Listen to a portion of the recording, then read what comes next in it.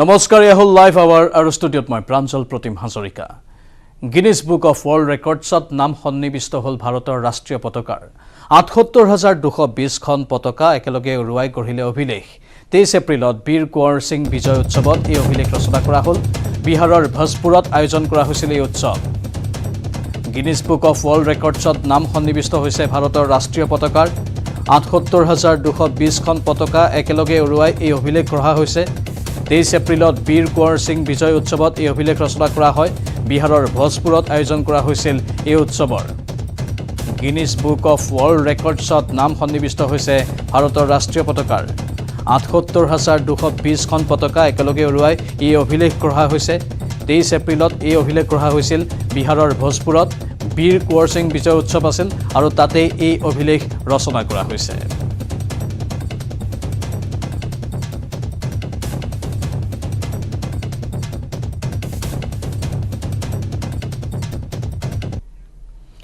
যোৰাবাটৰ ৰাষ্ট্ৰীয় ঘাইপথত দপদপকৈ জ্বলিল এখন চিমেণ্ট ভৰ্তি ট্ৰাক জাগিৰোডৰ পৰা চাংচাৰী অভিমুখী এই ট্ৰাকখন যান্ত্ৰিক বিজুতি ঘটি ৰাজপথতে জ্বলি উঠে যোৰাবাট যান-বাহন আৰক্ষী আৰু অগ্নিনিৰ্বাপক বাহিনীৰ সহযোগত পাছত জুই নিৰ্বাপন কৰা হয় যদিও ট্ৰাকখনৰ প্ৰায় সংখ্যক অংশ জুইত জাহ গৈছে এয়া যোৰাবাটৰ খবৰ য'ত ৰাষ্ট্ৰীয় ঘাইপথৰ মাজতেই দপদপকৈ জ্বলি উঠিল এখন চিমেণ্ট ভৰ্তি ট্ৰাক জাগিৰোডৰ পৰা চাংচাৰী অভিমুখী আছিল ট্ৰাকখন কিন্তু যান্ত্ৰিক বিজুতি ঘটাৰ বাবে হঠাৎ দপদপকৈ জ্বলি উঠে যোৰাবাট যান-বাহন আৰক্ষী আৰু পাছত অগ্নিনিৰ্বাপক বাহিনীৰ সহযোগত জুই নিৰ্বাপন কৰা হয় কিন্তু ট্ৰাকখনৰ প্ৰায় সংখ্যক অংশই জুইত ভস্মীভূত হয়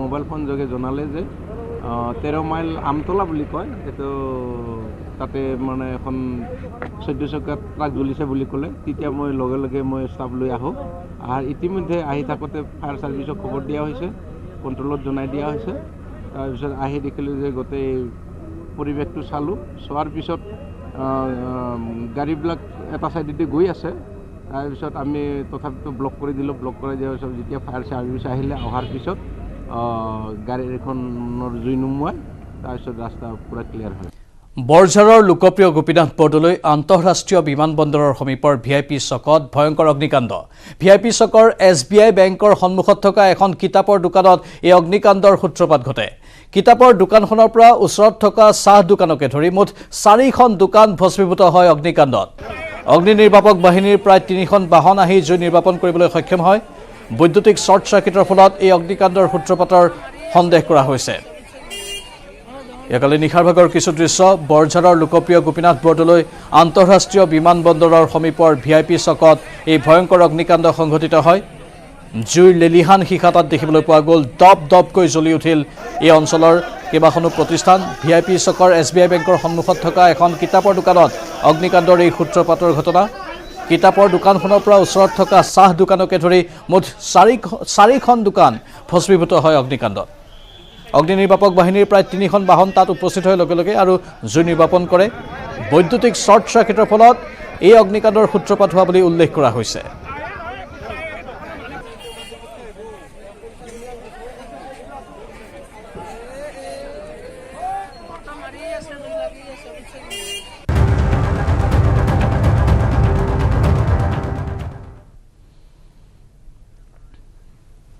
আৰক্ষী উপপৰিদৰ্শক পদৰ নিযুক্তি পৰীক্ষাৰ প্ৰশ্নকাকত ফাদিলৰ ঘটনাত দুজনক আটক কৰা হৈছে আটকাধীন যুৱক দুজন কামপুৰৰ চাংচকীৰ পিণ্টু গোহাঁই আৰু ৰহাৰ 12 পুজিয়াৰ প্ৰাঞ্জল দেউৰী কামপুৰ আৰক্ষীয়ে সোধা পোছাৰ বাবে আটক কৰে পিণ্টু গোহাঁই নামৰ যুৱকজনক আনহাতে প্ৰাঞ্জল দেউৰী নামৰ যুৱকজনক নগাঁৱৰ পৰা আটক কৰে আৰক্ষীয়ে প্ৰাঞ্জল দেউৰী নামৰ যুৱকজনে পিণ্টু গোহাঁইক দিছিল প্ৰশ্নকাকত ইয়াৰ পিছতেই হোৱাটছএপ গ্ৰুপত প্ৰশ্নকাকত ফাদিল কৰিছিল পিণ্টুৱে নুনমাটিৰ এটা কেন্দ্ৰত পৰীক্ষা দিছিল প্ৰাঞ্জলে ইতিমধ্যে 2জন যুৱকক কৰা জেৰাত প্ৰকাশ পাইছে বহু তথ্য উল্লেখযোগ্য যে দেওবাৰে অনুষ্ঠিত হৈছিল আৰক্ষীৰ উপপৰিদৰ্শক পদৰ নিযুক্তি পৰীক্ষা আৰু পৰীক্ষা কেন্দ্ৰত নিষিদ্ধ কৰা হৈছিল মোবাইলকে ধৰি আন ইলেক্ট্ৰনিক সামগ্ৰী আনকি নিৰীক্ষকেও লগত ৰাখিব পৰা নাছিল মোবাইল ফোন তাৰ পাছতো পৰীক্ষা চলি থকাৰ সময়তে কেনেদৰে ভাইৰেল হ'ল SI পৰীক্ষাৰ প্ৰশ্নকাকত তাক লৈ প্ৰশ্ন উত্থাপন হৈছে ইতিমধ্যে সেবা কৰ্তৃপক্ষই স্পষ্টীকৰণ দিছে কাৰণ পৰীক্ষা অনুষ্ঠিত কৰাৰ দায়িত্ব আছিল সেৱাৰ ওপৰত সেবাই কৈছে যে পৰীক্ষাৰ ফলাফল ঘোষণা নোহোৱালৈকে প্ৰশ্নকাকত কোনো কাৰণতেই সংৰক্ষণৰ বাহিৰত ৰখা নহয়। সেই প্ৰশ্নকাকত পৰীক্ষাৰ ফলাফল ঘোষণা নোহোৱালৈকে সেবাই সংৰক্ষণ কৰি ৰাখে। কিন্তু তেনে পদ্ধতি অৱলম্বন কৰাৰ পাছতো কেনেধৰণে ভাইৰেল হ'বলৈ পালে প্ৰশ্নকাকত, তাক লৈ প্ৰশ্ন উত্থাপন হৈছে।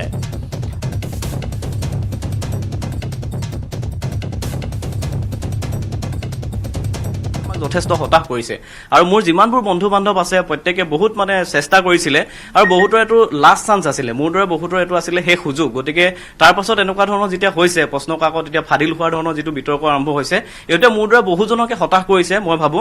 কিন্তু আমি বিচাৰিম এইটো উচিত এটা তদন্ত হ'ব লাগে। আমি ইয়াৰ পৰা এটা কথা নিশ্চিতভাৱে হ'ব যে যিসকলে পৰীক্ষাৰ কাৰণে ভালদৰে প্ৰস্তুতি চলাইছে তেওঁলোক কিন্তু ইয়াৰ পাছত আহিবলগীয়া পৰীক্ষা যিসকলে দিব তেওঁলোক কিন্তু ভাগি পৰিব। কাৰণ এতিয়া ৰিজাল্টটো যদি ওলাইও যায়, এতিয়া মোৰতো ভয় লাগি আছে পৰীক্ষা আকৌ দিব লাগিব নেকি। আৰু সেবাক দায়িত্ব দিছে, তেওঁলোকৰতো আপোনালোকে জানেই সেইখিনি হিষ্ট্ৰী, মাজতে বহুতখিনি আৰু খেলি মেলি হৈ গৈছে।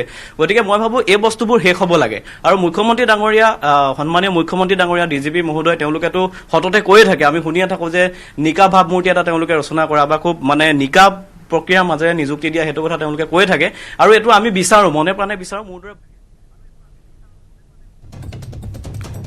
পৰীক্ষাৰ্থীৰ এইখিনি ভাষ্য তেওঁলোক হতাশ হৈ পৰা বুলি উল্লেখ কৰিছে। এইবাৰ সেবাই কৈছে যে তেওঁলোকে সুকলমে পৰীক্ষা অনুষ্ঠিত কৰিছে। দুপৰীয়া 12 বজাতে সুকলমে অনুষ্ঠিত হৈ গৈছিল পৰীক্ষা। পৰীক্ষা শেষ হোৱাৰ পিছতহে ভাইৰেল হৈছিল প্ৰশ্নকাকত। পৰীক্ষা শেষ হোৱাৰ পিছত প্ৰশ্নকাকত ভাইৰেল হোৱাটো কোনো বিশেষ গুৰুত্ব নাথাকে বুলিও কৈছে সেবাই। পৰীক্ষাৰ্থীক বিভ্ৰান্ত কৰাৰ বাবে একাংশ দুষ্ট চক্ৰই উদ্দেশ্য প্ৰণোদিতভাৱে ভাইৰেল কৰাৰ অভিযোগ উত্থাপন কৰা হৈছে। পৰীক্ষা সুকলমে অনুষ্ঠিত হৈছে আৰু ফলাফল নিৰ্দিষ্ট সময়ত ঘোষণা কৰা হ'ব বুলিও দাবী কৰিছে সেবা কৰ্তৃপক্ষই। কিন্তু সেবা কৰ্তৃপক্ষৰ লগতে এই প্ৰেছ বিজ্ঞপ্তিত এই কথাও উল্লেখ কৰিছে যে প্ৰশ্নকাকতসমূহ সংৰক্ষণ কৰি থোৱা হয় পৰীক্ষাৰ ফলাফল ঘোষণা নোহোৱালৈকে। যদি প্ৰশ্নকাকত সঁচাকৈ সংৰক্ষিত হৈ থাকে তেনেহ'লে ফাদিল কেনেকৈ হ'বলৈ পালে। আৰু সেবাই লগতে কৈছে যে একাংশ ন্যস্ত স্বাৰ্থ জড়িত মহলে উদ্দেশ্য প্ৰণোদিতভাৱে এনে কাম কৰিছে।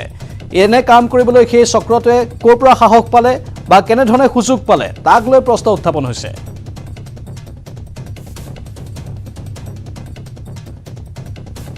আমাৰ সতীৰ্থ সাংবাদিক ভাস্কৰ জ্যোতি শইকীয়া বৰ্তমান পোনপটীয়া সম্প্ৰচাৰত আছে। ভাস্কৰ, অধিক তথ্য জানিব বিচাৰিছোঁ। দুজনক ইতিমধ্যে কৰায়ত্ব কৰা হৈছে আৰু বহুকেইজন জালত পৰাৰ পূৰ্ণ সম্ভাৱনা আছে। নিশ্চয়কৈ প্ৰাঞ্জল চাওক, কালি যি ঘটনা সংঘটিত হ'ল, কালি পুৱা 10 বজাত আচলতে এই প্ৰশ্নকাকত ফাদিল হৈছিলে। কামপুৰৰ উত্তৰ চাংচুকীৰ পিণ্টু গোহাঁই নামৰ এজন যুৱক, সেই যুৱকজনে 12পুজীয়া কপাহাৰাৰ প্ৰাঞ্জল দেউৰী নামৰ যুৱকজনৰ লগত একেলগে ৰহা DLEDৰ ট্ৰেইনিং কৰিছিল। আৰু DLEDৰ ট্ৰেইনিং কোচিং ক্লাছ কৰি থকা সময়তে তেওঁলোকে যেতিয়া প্ৰাঞ্জল দেউৰীৰ হাতত সেই প্ৰশ্নকাকতখন প্ৰাঞ্জল দেউৰীয়ে মোবাইলত চাই আছিল, তেতিয়া পিণ্টু গোহাঁই নামৰ যুৱকজনে, কামপুৰৰ উত্তৰ চাংচুকীৰ যুৱকজনে কৈছিল যে মোকো প্ৰশ্নকাকতখন দিয়া, যিহেতু তেওঁ পৰীক্ষাৰ্থী আছিলে। তেওঁ নুনমাটিত পৰীক্ষা দিছিলে, SI পৰীক্ষা। তাৰপিছত তেওঁ প্ৰাঞ্জল দেউৰীয়ে কৈছিল ঠিক আছে মই তোমাক দিছোঁ, কিন্তু তুমি প্ৰশ্নকাকতখন কাকো নিদিবা। কিন্তু পৰৱৰ্তী সময়ত সেই প্ৰশ্নকাকতখন লোৱাৰ পিছত পিণ্টু গোহাঁই সেই প্ৰশ্নকাকতখন তেওঁলোকৰ SI পৰীক্ষাৰ যি প্ৰিপেৰেশ্যন গ্ৰুপ আছিল, হোৱাটছআপ গ্ৰুপ আছিল, সেই গ্ৰুপত তেওঁলোকে এৰি দিছিলে। আৰু এৰি দিয়াৰ পিছতে সবতে প্ৰশ্নকাকতখন ভাইৰেল হৈ পৰিছিলে। আৰু যেতিয়া পৰৱৰ্তী সময়ত বিয়লি ভাগলৈ এই বিষয়টো লৈ চৰ্চা হৈছিলে, তাৰপিছতে উত্তৰ চাংচুকীৰ পিণ্টু গোহাঁই নামৰ যুৱকজনে আৰক্ষী কাষ চাপিছিল, নিজে আৰক্ষী কাষ চাপিছিল। আৰু কামপুৰ আৰক্ষীয়ে তেওঁক সন্ধিয়াৰ সময়লৈ তেওঁক আটক কৰিছিল আৰু আটক কৰি উৰেটো নিশা তেওঁক কামপুৰ থানাতে তেওঁক ৰাখিছিলে। আৰু পৰৱৰ্তী সময়ত আমি শেহতীয়াকৈ জানিব পৰা মতে প্ৰায় নিশা 2:30 বজাত 12পুজীয়াৰ যিগৰাকী যুৱক আছিলে, কপাৰহাৰা যিগৰাকী যুৱক আছিল প্ৰাঞ্জল দেউৰীক নগাঁও আৰক্ষীয়ে আটক কৰিছিলে আৰু আটক কৰি তেওঁক কামপুৰ থানালৈকে লৈ অহা হৈছিলে। আৰু দুইজন যুৱকক এতিয়া কামপুৰ থানাত ৰখা হৈছে। ইতিমধ্যে আমি শেহতীয়াকৈ আৰক্ষীৰ লগত যোগাযোগ কৰাৰ সন্দৰ্ভত কৈছিল যে আৰক্ষীয়ে জনাইছিল যে এতিয়ালৈকে তেওঁলোকে কোনো ধৰণৰ তেওঁলোকৰ পৰা তথ্য লোৱা নাই বা এতিয়ালৈকে জেৰা কৰা নাই, পৰৱৰ্তী সময়ত তেওঁলোকে কৰিব। কিন্তু সমগ্ৰ বিষয়টো এতিয়া তীব্ৰ চাঞ্চল্যৰ সৃষ্টি কৰিছে, যিহেতু পূৰ্বেও আৰক্ষীৰ যি পৰীক্ষা হৈছিল সেই পৰীক্ষা বেমেজালি সৃষ্টি হৈছিল। তাৰপিছত পুনৰ এনে এক বেমেজালি, যিবোৰ বেমেজালি মুঠতে বেমেজালি যেন শেষ নাই, এটাৰ পাছত আন এটা নতুন বেমেজালিৰ তথ্য উদ্ঘাটন হৈ আছে। কিন্তু যি পৰীক্ষা অনুষ্ঠিত হ'ল SI সেবাই যি পৰীক্ষা অনুষ্ঠিত কৰিছিল, তাত স্পষ্টভাৱে কোৱা হৈছে যে পৰীক্ষাৰ প্ৰশ্নকাকত কোনো পৰীক্ষাৰ্থীক লৈ আহিবলৈ দিয়া নহয়। কোনোবা এটা কেন্দ্ৰ ক'ৰবাত এনেধৰণৰ থাকি গ'ল নেকি য'ত পৰীক্ষাৰ্থীয়ে প্ৰশ্নকাকত লৈ আহিলে? প্ৰাঞ্জল দেউৰীয়ে বাৰু প্ৰশ্নকাকতখন ক'ৰ পৰা পালে? সেই সন্দৰ্ভতো আৰক্ষীয়ে বিশেষ কোনো তথ্য পোৱা নাই নেকি তেওঁলোকৰ পৰা? চাওক পাঞ্জল আমি পাঞ্জল দেউৰীক কোনো ধৰণৰ পাঞ্জল দেউৰীৰ পৰা কোনো ধৰণৰ তথ্য পোৱা নাই বুলি আৰক্ষীয়ে এতিয়ালৈকে কৈছে হয়তো আৰক্ষীয়ে তেওঁক শেষ নিশা আটক কৰিছিল আৰু তাৰপিছত এতিয়ালৈকে তেওঁক জেৰা কৰা নাই কিছু সময়ৰ পিছত হয়তো আমি সমগ্ৰ তথ্য পাম কিন্তু এটা কথা সঁচা যে যি পিণ্টু গোহাঁই কৈছিল যে এই যি প্ৰশ্ন কাকত সেই প্ৰশ্ন কাকত ললিত চন্দ্ৰ ভৰালী মহাবিদ্যালয়ৰ পৰা তেওঁলোকে লাভ কৰিছিল ললিত চন্দ্ৰ ভৰালী মহাবিদ্যালয়ত পৰা প্ৰশ্ন কাকত বহুতে লাভ কৰিছিল বুলি কৈছিল যে প্ৰশ্ন কাকত তেওঁলোকে লৈ আহিছিল কিন্তু আপুনি ইয়াৰ পূৰ্বে উল্লেখ কৰিছে যে কটকটীয়া নিৰাপত্তাৰ মাজত পৰীক্ষা অনুষ্ঠিত হৈছিল যেহেতু মোবাইল ফোন বা ইলেক্ট্ৰনিক কোনো ধৰণৰ সামগ্ৰী পৰীক্ষাৰ্থীয়ে হওক বা যিসকল তাত আছিলে এক্সামিনৰ তেওঁলোকেও নিব পৰা নাছিল তাৰ পিছত কেনেদৰে এনে আচলতে দুৰ্ঘটনা বুলিয়ে ক'ব লাগিব এনে ঘটনা এনে অবাঞ্ছিত ঘটনা কেনেদৰে সংঘটিত হ'ল সেয়া আচলতে ৰহস্য আবদ্ধ ললিত চন্দ্ৰ ভৰালী মহাবিদ্যালয় কলেজৰ পৰা কেনেদৰে প্ৰশ্ন কাকত আচলতে বাহিৰলৈ ওলাই আহিব পাৰিলে এই সমগ্ৰ আচলতে তদন্তৰ আওতাত আহিব লাগিব তদন্তৰ আওতাত আহিলে সমগ্ৰ তথ্য আচলতে পোহৰলৈ অহাৰ সম্ভাৱনা আছে প্ৰাঞ্জল ধন্যবাদ জনাইছোঁ ভাস্কৰ এইখিনি তথ্যৰ বাবে ললিত চন্দ্ৰ ভৰালী মহাবিদ্যালয়ৰ প্ৰসংগ আহিছে তাত কোন কোন বিষয়া কৰ্মৰত আছিল সেই পৰীক্ষা কেন্দ্ৰটোত তাক লৈ এতিয়া প্ৰশ্ন উত্থাপন হৈছে দুজনক কৰায়ত্ব কৰা হৈছে কিন্তু আগন্তুক দিনত হয়তো বহুকেইজন জালত পৰিব পাৰে তাৰ পূৰ্ণ সম্ভাৱনা প্ৰকট হৈ পৰিছে আমি পৰৱৰ্তী সময়ত অধিক তথ্য সম্প্ৰচাৰ কৰি থাকিম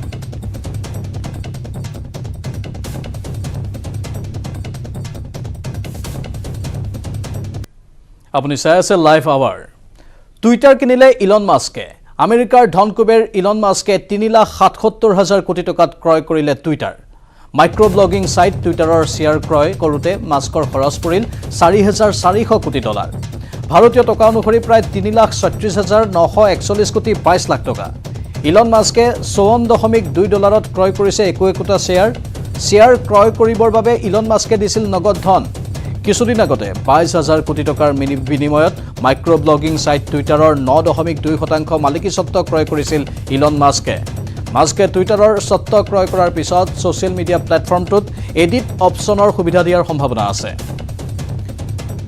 টুইটাৰ কিনিছে ইলন মাস্কে আৰু বিভিন্ন জনৰ মাজত ইতিমধ্যে গুণাগুঠা হৈ আছিল বা বহু দিনৰ পৰা এই গুণাগুঠা চলি আহিছিল অৱশেষত সম্পূৰ্ণভাৱে টুইটাৰ ক্ৰয় কৰিছে ইলন মাস্কে আমেৰিকাৰ ধনকুবেৰ ইলন মাস্কে 3,37,000 কোটি টকাত ক্ৰয় কৰিছে টুইটাৰ মাইক্ৰ ব্লগিং সাইট টুইটাৰৰ শ্বেয়াৰ ক্ৰয় কৰোঁতে মাস্কৰ খৰচ পৰিল $4,400 কোটি ভাৰতীয় টকা অনুসৰি প্ৰায় 3,36,941 কোটি 22 লাখ টকা ইলন মাস্কে $54.2 ক্ৰয় কৰিছে একোটা শ্বেয়াৰ ক্ৰয় কৰিবৰ বাবে ইলন মাস্কে দিছিল নগদ ধন কিছুদিন আগতে 22,000 কোটি টকাৰ বিনিময়ত মাইক্ৰ ব্লগিং সাইট টুইটাৰৰ 9.2% মালিকীস্বত্ব ক্ৰয় কৰিছিল ইলন মাস্কে টুইটাৰৰ স্বত্ব ক্ৰয় কৰাৰ পিছত ছ'চিয়েল মিডিয়া প্লেটফৰ্মটোত এডিট অপশ্যনৰ সুবিধা দিয়াৰ সম্ভাৱনা আছে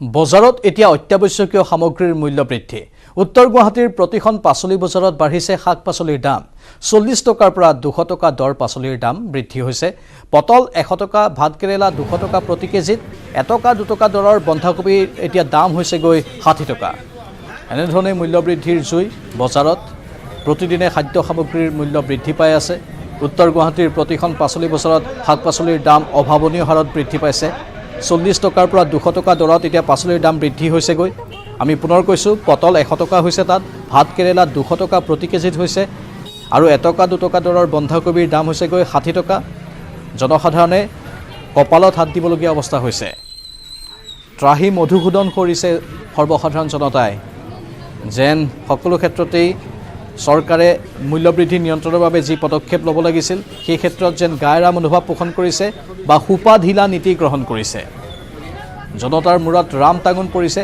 যাৰ বাবে ক্ষুব্ধ হৈ পৰিছে জনতা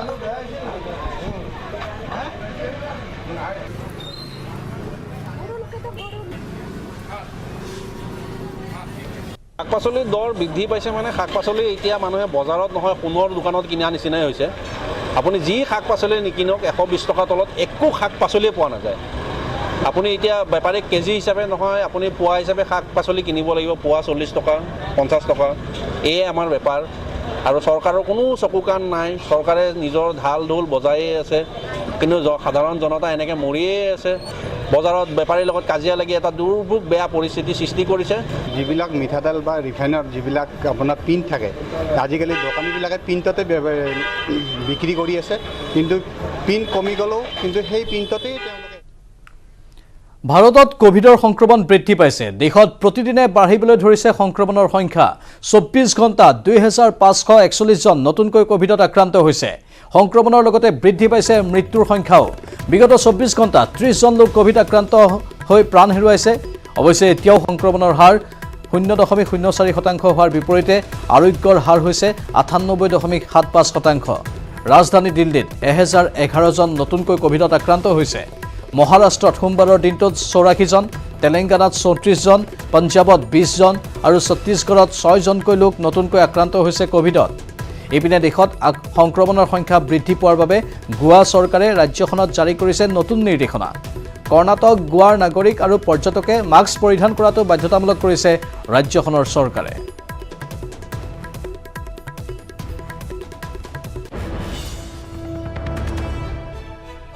ইফালে ইটালীতো ভয়াৱহ হাৰত বৃদ্ধি পাইছে কোভিডৰ সংক্ৰমণ। বিগত 24 ঘণ্টাত 56,848 জন লোক কোভিডত আক্ৰান্ত হৈছে। ইটালীত এতিয়া ভয়াৱহ হাৰত বাঢ়িছে কোভিডৰ সংক্ৰমণ। দেশখনত এতিয়াও 16,136,057 জন কোভিডত আক্ৰান্ত হৈ আছে। সংক্ৰমণৰ লগতে বাঢ়িছে মৃত্যুৰ সংখ্যাও। দেশখনত 1,62,688 জন কোভিডত আক্ৰান্ত হৈ মৃত্যু হোৱাৰ তথ্য প্ৰকাশ কৰিছে ৱৰ্ল্ড হেল্থ অৰ্গেনাইজেশ্যনে।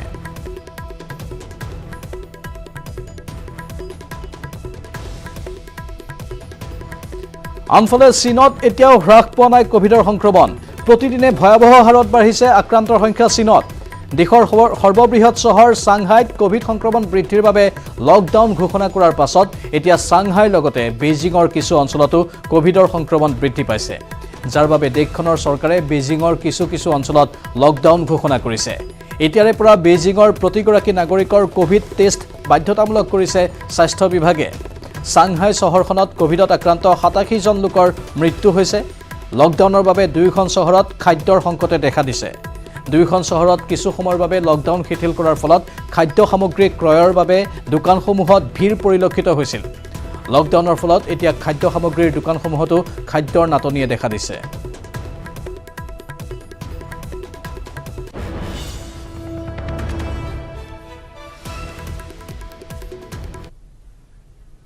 পুনৰ সময় বাণিজ্যিক বিৰতিৰ পাছতে থাকিব বহুকেইটা ডাঙৰ খবৰ।